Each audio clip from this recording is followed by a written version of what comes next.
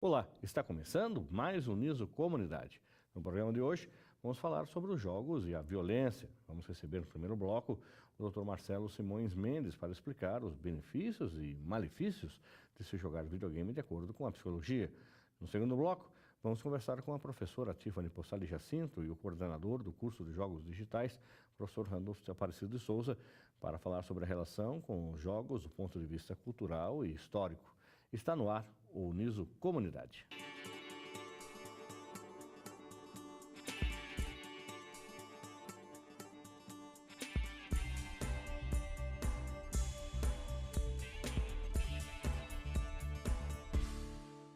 Nos últimos anos, diversos estudos apontam que o videogame pode trazer benefícios para as pessoas que jogam. A coordenação motora e o raciocínio estão entre os principais argumentos desse debate. Discussões recentes sobre a influência dos jogos, principalmente os de violência, têm se preocupado com o afeto aos jogadores. Para saber mais sobre esse assunto, estamos recebendo nesse bloco o Dr. Marcelo Simões Mendes, do curso de Psicologia. Dr. Marcelo, muito obrigado pela sua presença. Como de praxe, a gente quer conhecer um pouco mais do nosso entrevistado. Gostaria que o senhor falasse a respeito da sua titulação e do seu mestrado e doutorado. O senhor fez a graduação onde? Eu fiz a graduação na Universidade Paulista de Campinas, né, a graduação em Psicologia. Eu tenho uma outra graduação também que é em Educação Física, licenciatura em Educação Física. O mestrado foi na Faculdade de Educação, na área da Psicologia Educacional, e na Unicamp, e o doutorado na Faculdade de Ciências Médicas, também da Universidade de Campinas, da Unicamp, né, na área da saúde coletiva. Muito bem. E aí, o senhor é professor do curso de Psicologia há quanto tempo já? Então, eu sou novo de casa, né? Eu estou aqui é meu segundo semestre, né, aqui na universidade. Muita coisa eu já me adaptei, mas tem muitas questões que, tamanha a estrutura da Uniso, né, a gente está se adaptando, mas acho que é um processo que está sendo, ao mesmo tempo, um pouco demorado, mas bom, até porque isso prova um pouco desse enraizamento que a gente vai construindo com a universidade, né? O senhor é titular de quais disciplinas hoje? Hoje eu trabalho com a disciplina de Psicologia da Personalidade, Psicologia Geral 1, né? Psicologia e Família, né? E hoje, porque eu trabalho em 2 turnos, né, de manhã e à noite, são essas as disciplinas que eu estou trabalhando. E dinâmicas interpessoais também. Todas as disciplinas do curso de Psicologia. Aqui na universidade, assim como outras, a gente tem também a migração, né, de disciplinas segundo uma cadeira, né, de cada curso, né? Então, no semestre passado eu estava em alguns cursos na área da saúde, fisioterapia, enfermagem, por exemplo, né? Mas hoje eu estou com essas disciplinas aí. E tem uma pergunta clássica que o aluno sempre faz para a gente. Além de dar aula, o senhor trabalha também ou só dá aula? É uma questão interessante, né? Eu já atendi na clínica, já tive outros contextos de trabalho aplicado da psicologia, mas hoje eu não trabalho, hoje eu só dou aula. Só dá aula. Só dá aula. Muito bem. Além de dar aula na Uniso, o senhor ministra aula em outras instituições também? Atualmente não. Só na Universidade de Sorocaba? Só. Eu tive em outras universidades, mas atualmente só aqui. Tá. É impossível a gente fazer a abertura desse programa sem citar o caso de Suzano, onde aquela tragédia que aconteceu lá, com 10 mortos, enfim, e se levou muito em consideração de que os assassinos, aqueles que cometeram o crime, estavam vestidos como personagens de videogames e, consequentemente, usando a machadinha do videogame, a máscara do personagem do videogame, a roupa preta do personagem do videogame, e que eram jogadores vorazes de videogame. Tem a ver até que ponto o videogame, ele, de fato, pode levar a um transtorno de personalidade quando você sai do mundo da ficção do videogame e o menino ou menina, ele se transveste daquele personagem e quer atuar como o personagem do videogame na vida real? Bom, vamos lá. Essa é uma questão que, inclusive, eu parabenizo muito a você da gente poder debatê-la segundo vários olhares, segundo várias perspectivas profissionais, né? E a psicologia tem alguns posicionamentos em relação a isso que eu acho que ajuda muito a gente compreender os fenômenos de uma maneira não reducionista, né? E aí eu comentei, inclusive, com a Daniela, que me procurou antes para ver a possibilidade de estar conversando com vocês. Na verdade, existe uma questão estrutural que algumas pessoas falam, mas é uma questão antiga, não, é uma questão que a gente precisa entender os fenômenos do ponto de vista estrutural para justamente não conferir alguns aspectos mais responsabilidades e ocultar de outros aspectos uma responsabilidade que também fazem parte, né, de um processo que é muito mais amplo, né? E nessa perspectiva, tem uma questão bastante importante que aí não é em relação só ao videogame, né? Porque antes da gente falar se ele contribui ou atrapalha no processo, se ele está associado a uma série de potencializações de transtornos psíquicos, né? A gente olhando o fenômeno do videogame, segundo uma caracterização e como que ele se articula com questões, né, psicológicas, é justamente entender o videogame como uma ferramenta, né?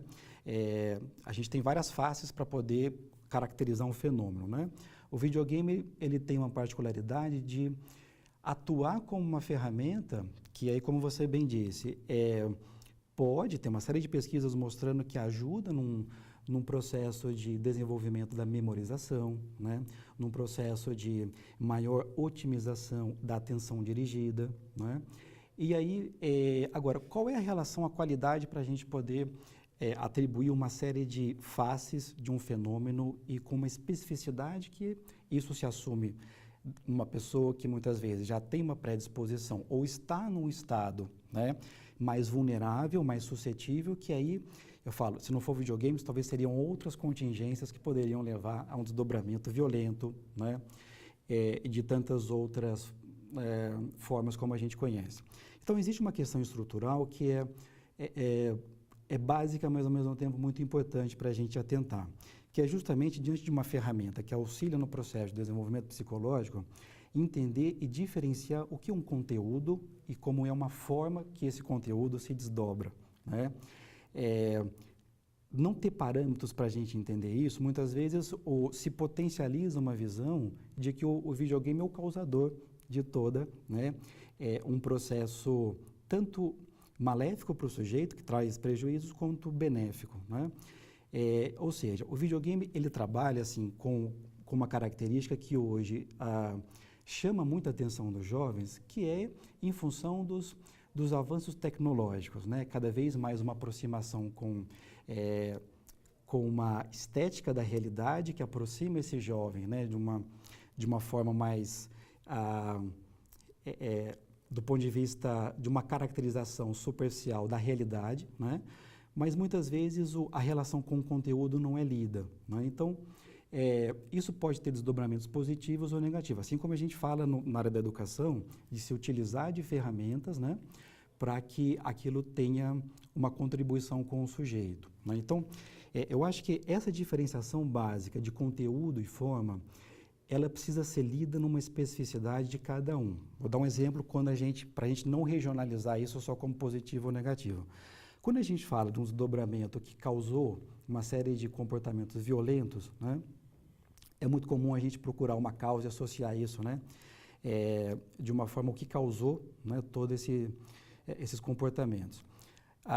Então, quando a gente trabalha com conteúdo violência, né, presente em alguns jogos, né, não necessariamente esse conteúdo, da forma como ele pode ser trabalhado com os jovens, ele vai causar violência, né?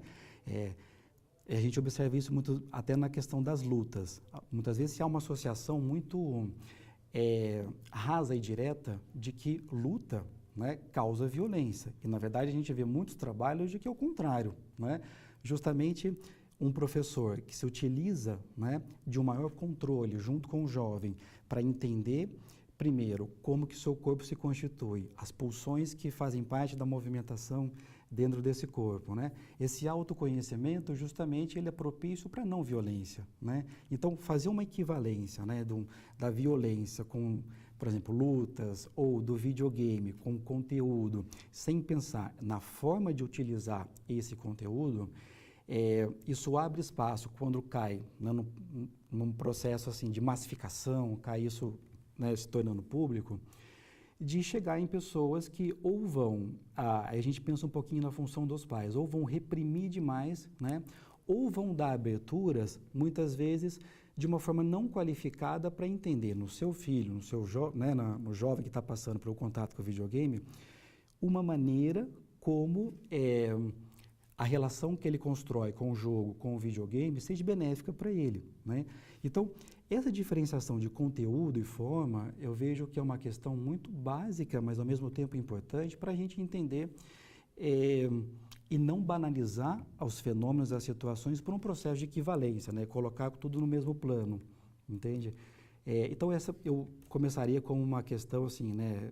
Destacando a importância de olhar a relação, né, dessas particularidades de um fenômeno, no caso conteúdo, e a forma desse conteúdo poder se desdobrar com um cenário específico, com a condição que o sujeito, que o jovem tem para aquilo, né? Como eu disse, há uma teoria, né? Assim, há muitas questões clássicas na psicologia, uma delas é uma leitura psicanalítica que caracteriza o funcionamento do aparelho psíquico segundo duas grandes qualidades da pulsão, né? No que a gente fala na psicanálise tradicional da pulsão de vida, da pulsão de morte, né? Essa pulsão de morte ligado a uma qualidade agressiva, né, da constituição do sujeito. Então, muitas vezes, quando essa agressividade ela é tamponada, né, ou ela é reprimida, recalcada, como a gente fala num termo técnico, não necessariamente essa pulsão desaparece. Muito pelo contrário, muitas vezes ela volta com uma intensidade, com um desdobramento muito mais intenso, né? Ou seja, quando a gente pensa isso no desdobramento com os pais, quando essa agressividade ela não é trabalhada e qualificada o suficiente, né, de uma forma positiva, de uma forma em que isso tenha um encaminhamento, né, para trazer consequências positivas, muitas vezes isso contribui para o sujeito, que muitas vezes já está num estado mais vulnerável, passando por outras questões na sua vida, né, a potencializar esse estado vulnerável, né? O senhor comentou inúmeras vezes na sua fala, o senhor falou os pais, questão dos pais, os pais, tá? Os pais, enfim, consequentemente a gente percebe o que disponibilizar, os pais que disponibilizam essas ferramentas para os filhos, quer seja o videogame, ou lá atrás, quando ainda quase que bebezinho, 1, 2 anos, já tem acesso aos tablets ou joguinhos de celular para ficar quieto e não encher a minha paciência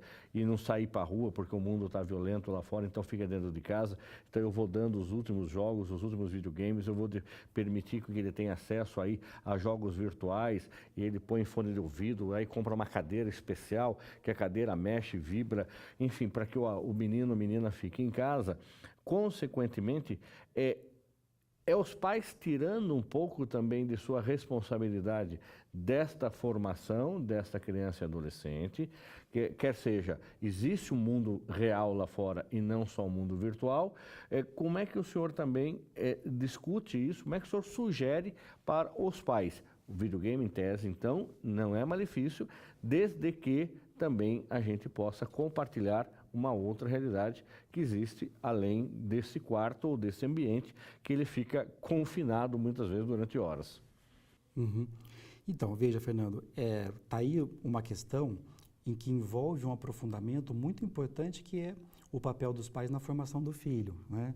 E que quando a gente coloca um atravessamento, uma dimensão do videogame, né, nesse processo de formação, muitas vezes o que a gente pode observar é talvez uma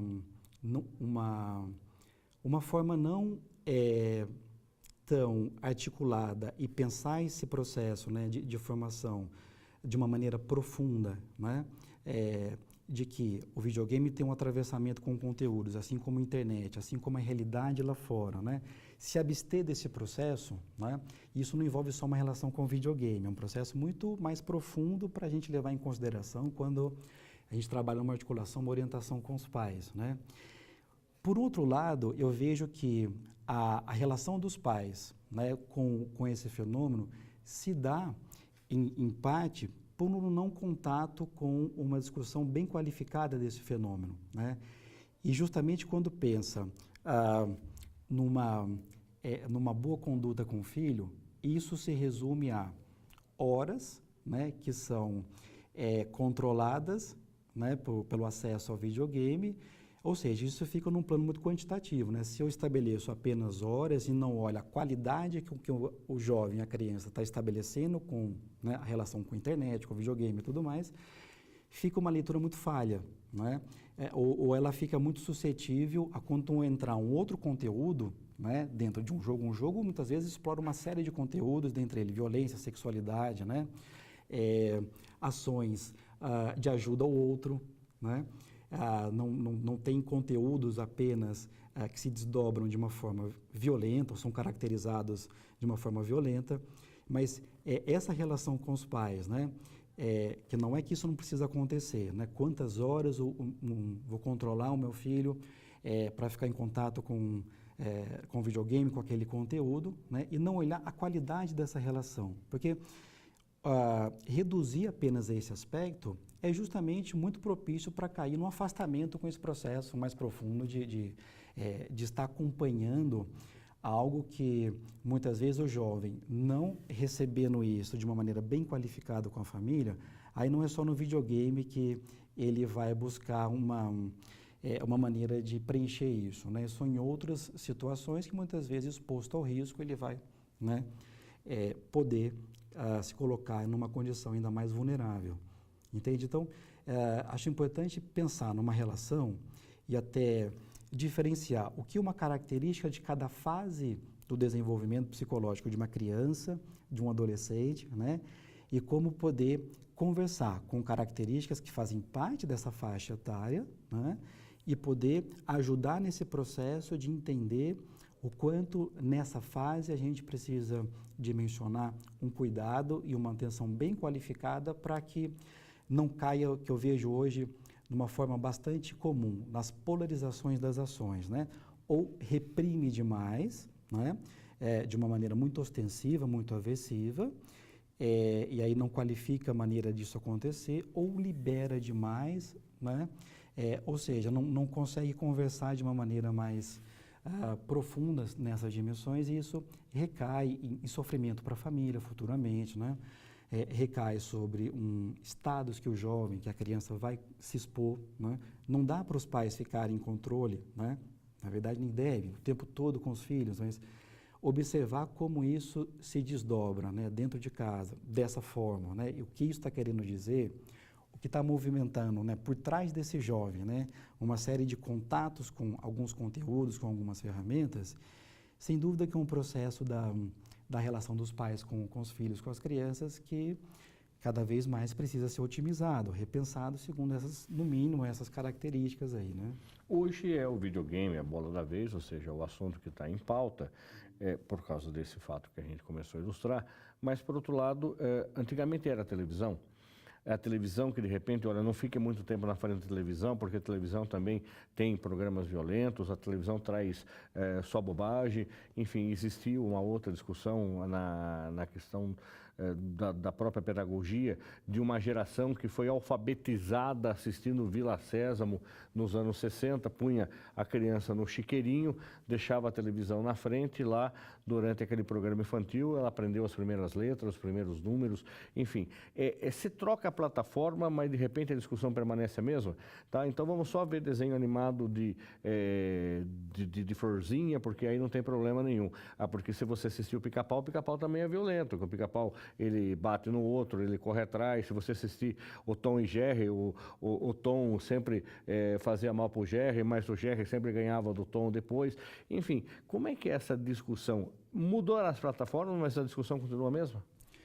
Nesse ponto que eu vejo, Fernando, uma importância muito grande a gente avançar na discussão, porque muitas vezes se valoriza mais a como os jogos ficam mais atrativos por o aparato tecnológico que se tem, né, de cada vez mais se aproximar de uma realidade. E essa interatividade, né, também, claro, né, porque uma coisa é você ser passivo na frente da televisão e assistir, e com o videogame eu manipulo os personagens, né?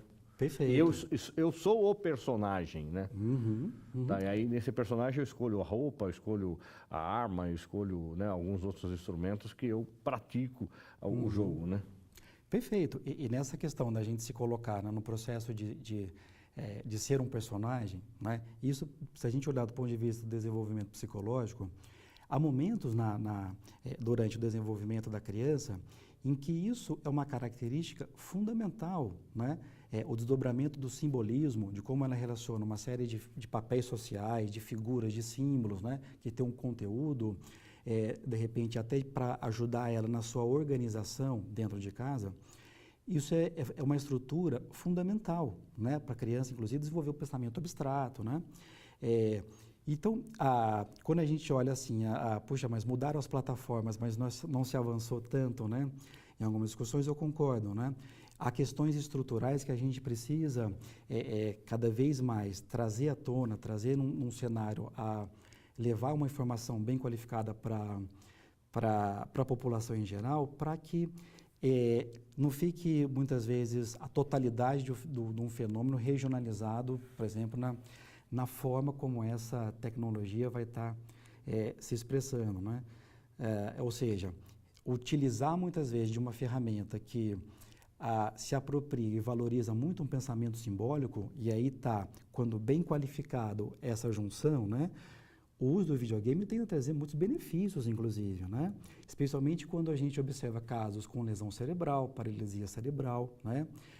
Casos em que houve um processo de rompimento do funcionamento típico, né, cerebral, os próprios AVCs, né? Quantos processos de reabilitação são construídos e conduzidos numa plataforma digital com esse processo de interatividade que fica muito mais atrativo para o paciente, para quem está passando por essa reabilitação, né? Uma forma bem qualificada desse conteúdo e forma serem trabalhados para aquela pessoa em específico, né? Um jovem que tem uma latência, né, muito ligado às pulsões, que não são apenas no âmbito hormonal, mas que se assentam na puberdade, né? Ele, se a gente pensar, precisa de um direcionamento para isso, né?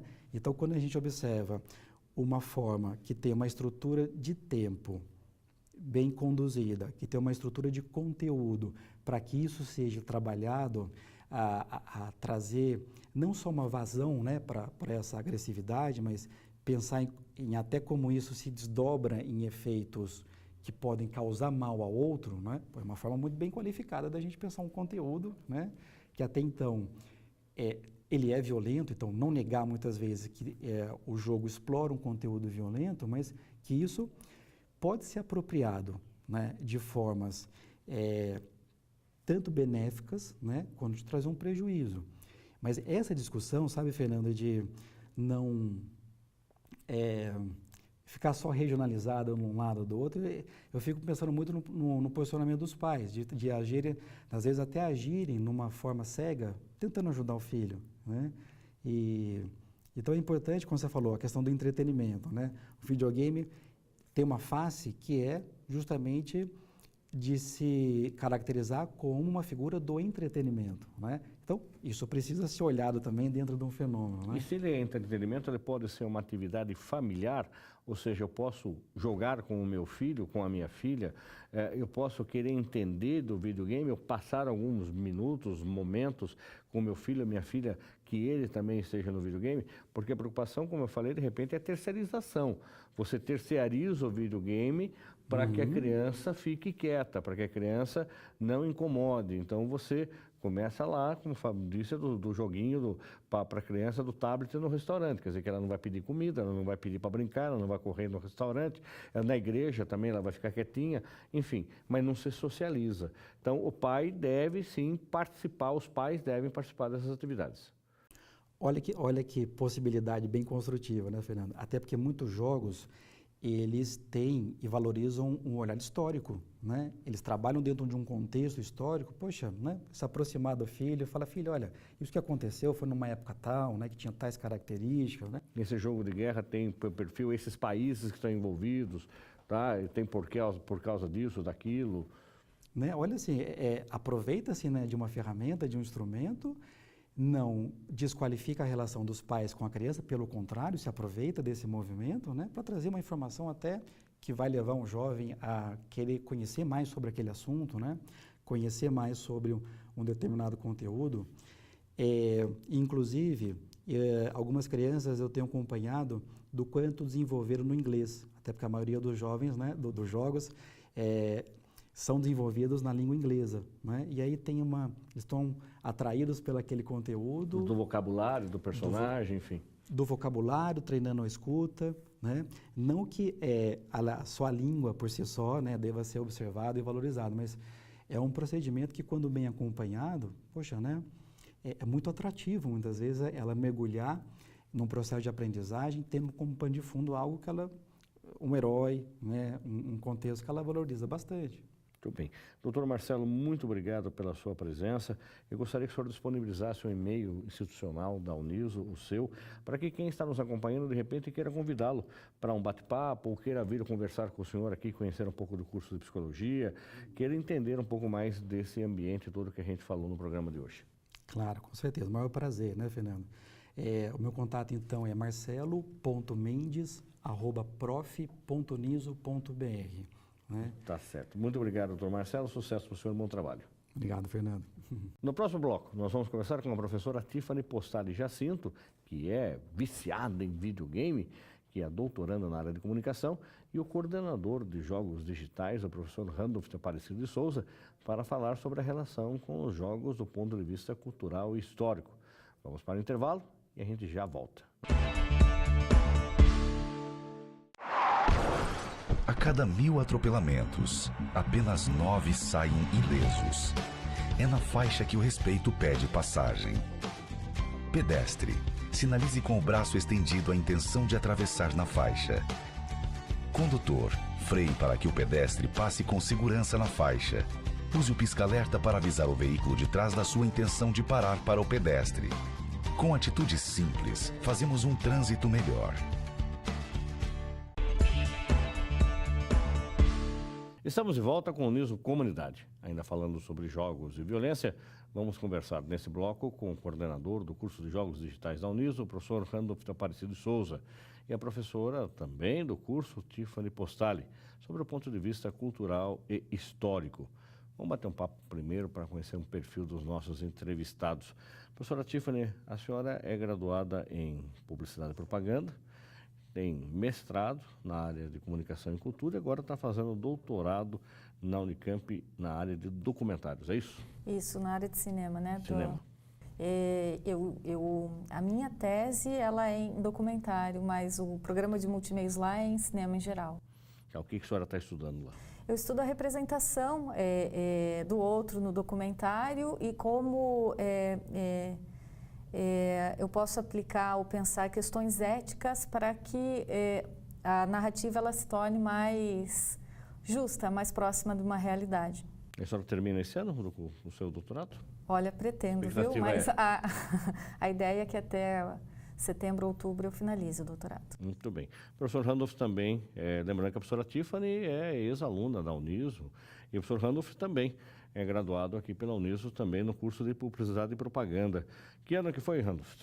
Foi em 99. 99. Terceira turma do curso de Comunicação Social. Bem, há 20 anos, então, há 20 você está anos formado. já. Exato. Muito bem. Você fez mestrado onde? Eu fiz na PUC São Paulo, em Tecnologia da Inteligência e Design Digital, né, que aborda as novas tecnologias, sociedade, cultura também. E como é que entrou o videogame na sua vida a ponto de você vir para a Uniso e coordenar o curso de Jogos Digitais? Então, essa história é interessante porque eu participei, né, de toda essa cena. Quando era criança, eu conhecia os videogames, jogava muito, sempre joguei muito. Tanto que quando eu fiz comunicação, né, comecei a estudar comunicação, eu tinha interesse por computador, eu tinha interesse por computação gráfica. E aprendi ela meio como autodidata, né? Meu irmão tinha um computador, eu utilizava um pouco, abria os softwares, brincava e tudo mais. E daí foi aquilo que motivou a trabalhar com design, computação gráfica, com multimídia, que são as áreas que eu atuo hoje em dia, né? E até em comunicação eu trabalhei, né, com design, com toda essa questão da computação gráfica. E toda uma vivência, né, de jogar videogame desde criança. Eu me lembro que eu conheci a Atari com 8 anos e depois todas as gerações a gente ia vivenciando, comprava os consoles, os videogames, jogava muito, né? Hoje em dia eu mais acompanho e assisto e leio do que jogo, mas quando dá um tempinho ainda jogo um pouco, né? É sempre para estar ali fazendo parte, para estar também se atualizando. E é um curso em extrema mutação, né? Porque quando o curso de Jogos Digitais começou para Começou em que ano? 2013. 2013, agora para 2019, ou seja, a cada semestre vem novidade de tecnologia, de software, de equipamentos. Para você ter uma ideia, a gente montou uma grade em 2013, em 2016 a gente já teve que renovar essa grade, né? Foi questão de 3, quase 4 anos, aí a gente tem que estar repensando o curso, porque as tecnologias elas vêm numa velocidade mesmo avassaladora. A realidade virtual a gente não tinha lá em 2013, embora a realidade virtual já tivesse experimentos, toda uma pesquisa em cima da tecnologia, mas agora a gente já sentiu que há a necessidade, né? E também a questão do empreendedorismo, a questão desse apoio ao aluno que quer empreender o seu próprio jogo, o seu próprio estúdio. Então a gente deu uma atenção maior a essas áreas também. Mas é um curso em constante evolução, a gente percebe e a gente aprende com ele dia a dia. Uma aula que a gente trabalhou as semanas passadas, às vezes daí a gente vai entrar com a mesma disciplina, o mesmo componente com o aluno, você tem que diversificar, você já tem que se atualizar, é tudo muito rápido. TI, no geral, avança muito rápido. Hoje em dia surgem muitas tecnologias. A gente tenta ali estar antenado, estar atualizado, mas realmente as coisas mudam muito rapidamente. E a professora Tiffany, eu comentei até a nossa passagem de bloco, que você é uma viciada em videogame. Não chega a ser viciada em videogame, mas é uma jogadora de videogame. Eu gosto muito de videogame, assim como o Randolph, eu comecei a jogar com 7, 8 anos de idade no Atari, né? E sempre que tinha oportunidade de jogar, eu tinha um videogame, né? Sempre gostei, sempre acompanhei quem jogava. Hoje eu continuo jogando, nunca parei. Jogo desde os videogames retrôs até PlayStation 4. Jogo quando dá de final de semana, quando o doutorado deixa. Você joga online também ou não? Não, online eu não jogo, justamente porque eu não tenho tempo, né? E o online ele pede uma interação, que você faça grupos, tem uma vida virtual, né? Eu não consigo ter essa vida, então eu jogo mais narrativas que permitem campanhas offline, que eu sei que eu vou salvar ali, posso continuar daqui um mês. Teve um jogo que eu levei 1 ano para terminar. Vai passando das fases, das etapas? Isso, porque eu jogava um pouco, parava meses, voltava um pouquinho, né? Porque vai de acordo com a demanda. Agora, não dá para a gente trazer esses dois entrevistados aqui se não for para falar dessa situação que a gente teve em Suzano, onde se discutiu muito os jogos e a violência, que é o tema do programa de hoje. Como você acompanhou no bloco passado, tivemos com o professor do curso de Psicologia da Unisp fazendo uma análise sobre os jogos eletrônicos, os videogames e a violência. Então, eu queria perguntar para a Tiffany, primeiro, existe jogo para menino e para menina? Se menina usa rosa e menino usa azul, as meninas vão brincar com campos de flores, escolher flores e cuidar dos bichinhos, e os meninos, esses sim, podem usar as armas e matar os bandidos e os monstros e os dragões. Como é que é? Bom, a narrativa de venda de jogos digitais, lá na década de 70, inicia para um produto para a família. Então, você vê casal jogando videogame, avô, era porque existia uma TV só na sala, certo? Então, era para a família toda usufruir da nova tecnologia. Com o desenvolvimento dos jogos digitais e daí os avatares que parecem humanos, e daí a gente consegue identificar o que é menino, o que é menina, homem, mulher, né? O mercado acaba direcionando uma linguagem para o público masculino, sobretudo quando os jogos são jogos de agon, que a gente chama, que é jogo de competição e batalha. O que acontece no meio disso tudo é que as meninas jogam sim, porque por exemplo, a pergunta, né? Só homens assistem a filmes de ação? É geral.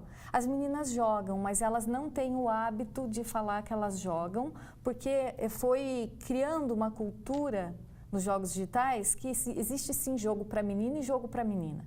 Então, se cria a ilusão de que jogos mais fofinhos, Candy Crush, Fazendinha, são jogos para as meninas, enquanto The Last of Us, Counter-Strike, outros jogos são jogos para meninos, o que não é verdade, né? A gente pode ter uma demanda maior de meninos jogando esses jogos, por conta até de um incentivo da indústria, mas nós temos um número gigantesco de meninas que jogam com avatares masculinos, principalmente quando os jogos são online. porque existe essa diferenciação na cultura dos jogos que acaba prejudicando a experiência das meninas no meio dos jogos digitais. Agora, professor Randolph, como é que é no curso? Existem mais meninos do que meninas como alunos, e mais, na hora de produzir os jogos, os próprios estudantes do curso, eles acabam produzindo material que é direcionado a um público, a um gênero? Então, no curso até então, a gente tem, pela estatística de entrada das turmas, né, ter alunos mais meninos, né, mais homens que procuram o curso. Eu falo isso da professora Tiffany, infelizmente, né, porque a gente sabe que muitas meninas também se interessam e desenvolvem, a gente tem grandes desenvolvedoras aí na cena, isso tá expandindo, isso que é bom. Eu acho que é para ter outro olhar também, não ter só aquele olhar do masculino na indústria. E os alunos, quando eles produzem, eles tendem a adaptar a uma temática que a gente já incentiva para eles, né? E a temática que a gente incentiva tenta pregar sempre um produto cultural, com foco em educação, com foco em alguma pesquisa, que não necessariamente aquilo que a indústria já está explorando extensivamente. A gente procura dar um outro olhar. Então, um jogo que trabalhe um contexto artístico, que trabalhe uma simulação ou algum processo educacional, a gente acaba valorizando mais essas iniciativas do que trabalhar o que a indústria já vem explorando só com o único intuito de comercialização. Um exemplo do projeto que a gente está trabalhando no semestre, a gente trabalha a adaptação de contos infantis para crianças. Então, os alunos lá do segundo período, o curso tem 5 períodos, né? Eles estão adaptando contos infantis de domínio público para jogos eletrônicos para incentivar as crianças a terem gosto pela leitura. Então, a gente vai pegar histórias que já são bem conhecidas, outras que nem tanto, mas que a gente consiga criar uma nova leitura, né, desses contos, mas na linguagem que as crianças já se identificam, para tentar mostrar para elas que tem todo um universo ali atrás, tem uma história, uma narrativa, que isso é importante. Numa situação dessa, por exemplo, o senhor leva para casa para testar ou não? Porque eu tem levo. uma menina. Sua filha tem quantos anos? Então, minha filha fez 8 anos. Ela começou a demonstrar interesse pelos jogos agora, nesse ano. Isso que foi engraçado. A gente brinca, né, que a gente vai sentindo os upgrades que vai dando, né, nas fases do crescimento. E a partir do início do ano, ela começou a ter um interesse maior por os joguinhos, né, que os amiguinhos dela jogam na escola e tudo mais. Aí tem um tal de Roblox aí que ela fala disso o dia inteiro. E eu incentivo, mas daí estou sempre ali acompanhando, vendo o que ela está jogando. Porque ela é um construtor de mundos, não é necessariamente um jogo, né? E lá dentro outras pessoas podem criar outros jogos. Então, é um universo todo que existe lá dentro. Como a sua Tiffany disse, é uma vida virtual. Então, daí a gente tem que estar em cima também, estar sempre monitorando, né? Porque senão só quer fazer isso da vida. Agora, professora Tiffany, com relação ao caso de Suzano, né? Você discutiu muito até de... Agora, antes de começar o programa, a gente estava falando que existe um projeto de lei já para proibir os jogos de violência no país, enfim, proibir a venda, a comercialização. Isso já foi discutido em outros países, em outras épocas, que os jogos estimulam a violência. Como é que a senhora analisa, enquanto doutoranda da área de comunicação, que leitura a senhora tem desses jogos e também quanto jogadora? De fato, estimula o jogo, ele serve para que, de repente, o jogador saia do mundo virtual do game e entre numa realidade, ele saia vestido de espada, de arma, de arco e flecha, ou de bazuca, metralhadora, pistola, enfim, foi uma discussão de que os meninos lá de Suzano, que fizeram aquela atrocidade, estariam vestidos de personagens de um determinado videogame. Como é que a senhora analisa essa situação? Olha, Fernando, eu vou partir da perspectiva de um autor chamado Edgar Morin, que vai estudar os meios de comunicação, né? Os jogos digitais, eles por si só não têm essa influência de influenciar o cotidiano da pessoa. Ele por si só não é capaz disso. Nós somos homo ludens. Nós, seres humanos, pensamos de forma criativa e temos o discernimento daquilo que é real e aquilo que é ficção. E precisamos da ficção também para sair também dos horrores do mundo, vamos dizer assim. Então, assim, a violência nos jogos, ela é e pode ser equiparada à violência que a gente tem no cinema, à violência que a gente tem nos seriados, na televisão, né? No início do século passado, se acusava o cinema de influenciar a violência social. Depois a televisão e agora é a vez dos videogames. O que chama atenção nos videogames é o fato da interatividade, né? Porque a pessoa tem um controle na mão e ela controla o avatar na tela, mas ao mesmo tempo ela sabe que aquilo não é o plano real, né? Aquilo não faz parte do cotidiano dela, é um cenário virtual e que ela não está ali ferindo ninguém, tá? Então, quando a gente atribui um caso desse, como de Suzano, a jogos digitais, o que aconteceu já com frequência nos Estados Unidos, né? Não é com frequência, é pontual, né? Quando acontece um massacre desse, oriundo de jovens, por que levou esse jovem a fazer isso? Ele jogava videogame. Pode ver, nós temos algumas matérias jornalísticas que garimpam esse, né? Não é fato. Ele poderia ter se fantasiado ou se vestido de Counter-Strike ou poderia ter se vestido de algum outro personagem de seriado, né? Não é o jogo em si, o fato dele ter a interatividade que vai fazer com que ele tenha mais reação diante de um cinema ou de uma outra narrativa. Então, assim, são variados fatores sociais que levam uma pessoa a ter uma atitude dessa, né? E culpar uma mídia por isso é algo grave, é esconder os problemas sociais debaixo do tapete e culpar uma narrativa lúdica, né? Então, agora, né, nós não estamos entrando em outras discussões que daí são para a área da psicologia, né? Vai depender também de quem a pessoa ali atrás se influencia ou não o fato dela usar a roupa ou ela saber que aquela arma faz isso, que aquela é para curta ou longa distância. Isso o cinema já explica, isso a internet explica, isso qualquer outra narrativa pode explicar, né? Não é o videogame o vilão da história. Agora, professor Randolph, falando em narrativa, então o senhor até tem uma adiantada na questão de que é estimulado no curso de jogos digitais da Uniso essa outra leitura, por exemplo, de histórias, como o senhor disse, para sair do que o comércio vem fazendo. Agora, como é que é o aluno também de jogos digitais? Como é que o senhor, na hora que conversa com esse aluno, que ele é usuário desses jogos, ele tem uma perspectiva de violento, ele tem uma perspectiva de que, em algum momento, o senhor já sentiu de que esse aluno que curte esse tipo de jogo, ele vem para a escola já meio perturbado, tá? Que se diz lá que ele, de repente, aparece de preto, e o senhor tem que dar uma olhada na sala de aula, olha, isso aí hoje está encarando aquele personagem tal, né? Que se vier de preto, pareceu o Batman, né?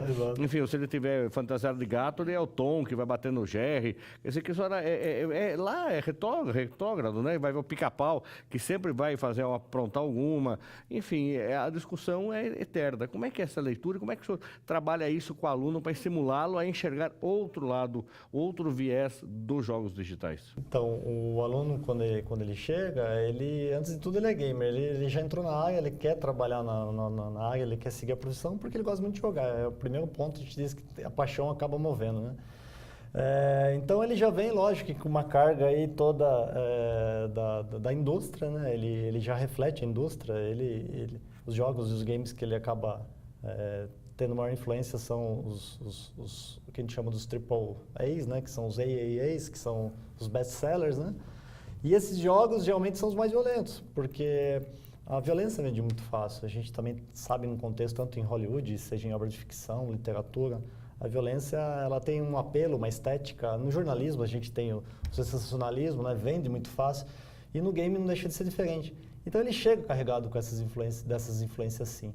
A gente tenta mostrar que há outro lado, que tem toda uma perspectiva. Você pode trabalhar pesquisa em games, na pessoa Tiffany pesquisa o papel da mulher dentro dos games, né? Eu acho que isso é fundamental, a gente ter esses outros vieses.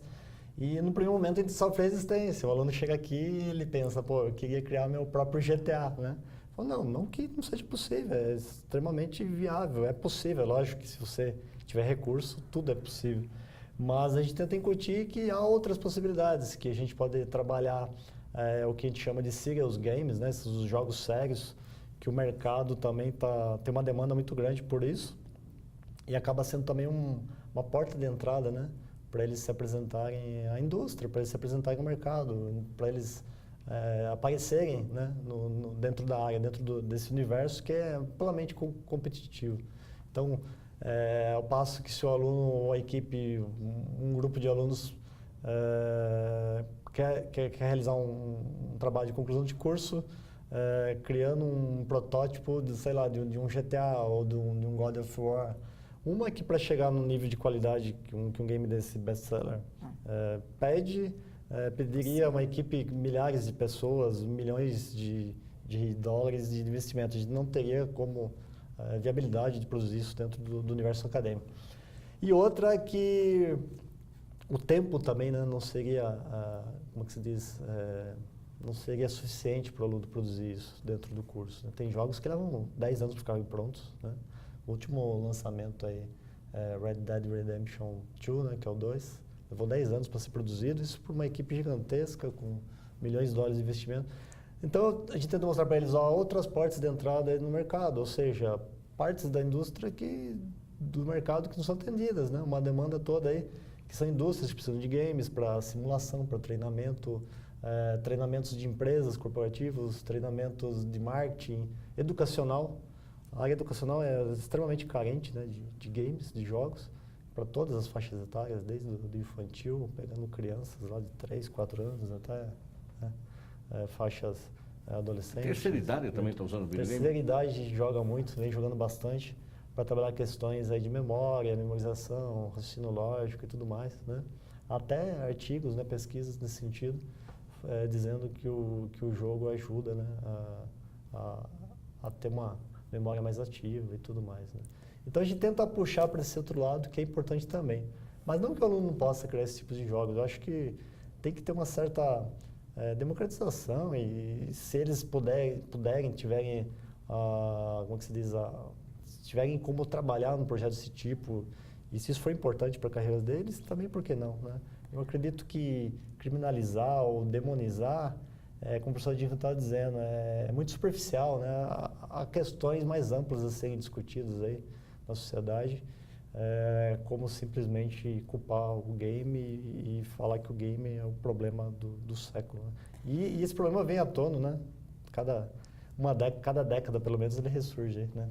Quando a mídia acaba desenterrando aí, ou não só a mídia, mas contexto também político e tudo mais. Uhum. Agora, questão de gênero, outra vez, professora Tiffany, deixa eu voltar nessa questão.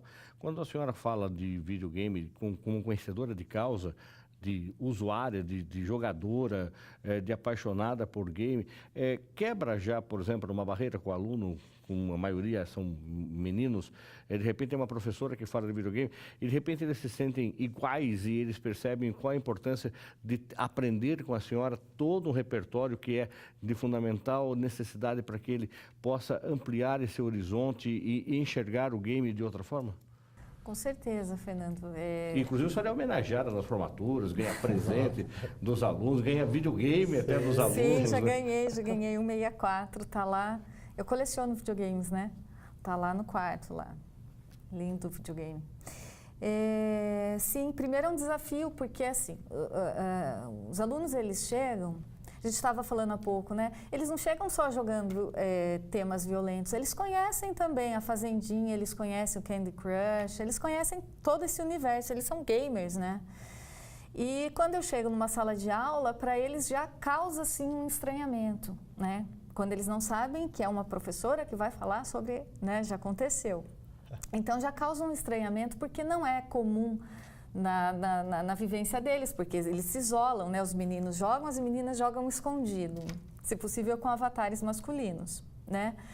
Então, eu acho que num primeiro momento é uma fase de conhecimento para que eles tenham uma confiança de que eu sei daquilo que eu estou falando, eu jogo também, Não sei de tudo que eles jogam, porque a quantidade de títulos de jogos ela é gigantesca, né? Cada um ali tem o seu repertório, mas a gente cria daí no final no início já do curso uma relação bem próxima, bem amigável. Isso é importante para eles, para que eles vejam que essa divisão que existe na cultura dos jogos digitais, ela é uma grande besteira, né?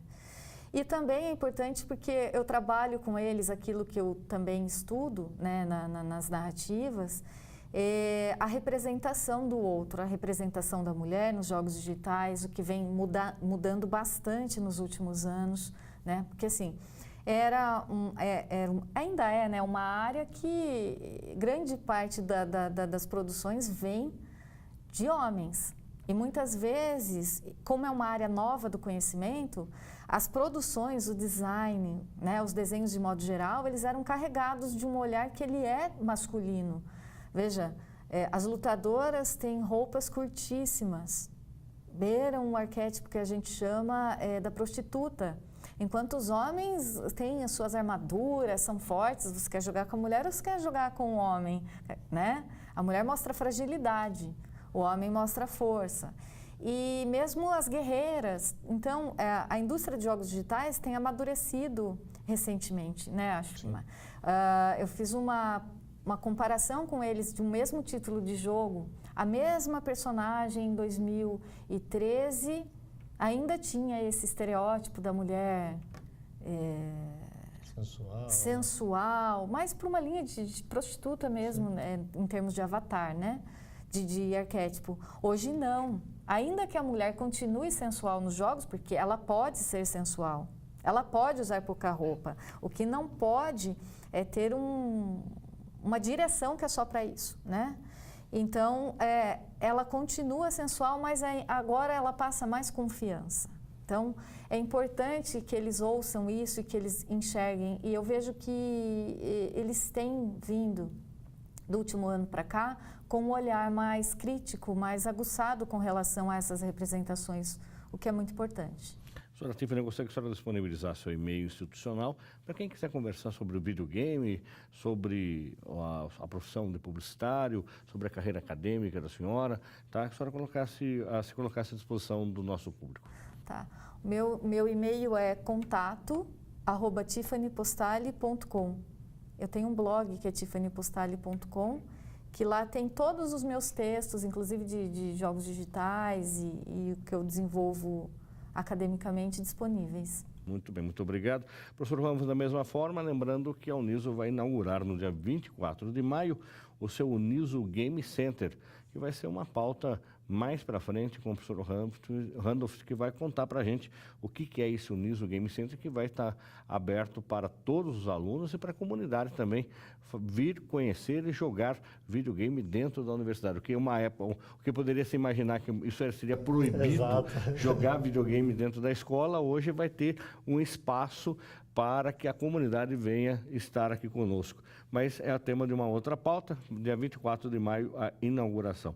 Queria que o senhor colocasse também o seu e-mail institucional. Professor, o meu e-mail é randolph.souza. Como é que escreve Randolph? Randolph, R-A-N-D-O-L-P-H. O PH tem som de F, né, do farmácia antigo. É randolph.souza com Z, @prof.fmudo.uniso.br. Certo. Muito obrigado pela presença dos dois. Sucesso, bom trabalho para vocês. O programa Uniso Comunidade fica por aqui. Para entrar em contato com a nossa produção, basta acessar o Facebook, Uniso Comunidade, ou o Instagram, @Uniso Comunidade. Caso você queira rever este e outros programas, visite o nosso canal no YouTube, é a TV Uniso, ou também pela nossa rádio online, radioniso.com. Até o próximo programa. Até lá!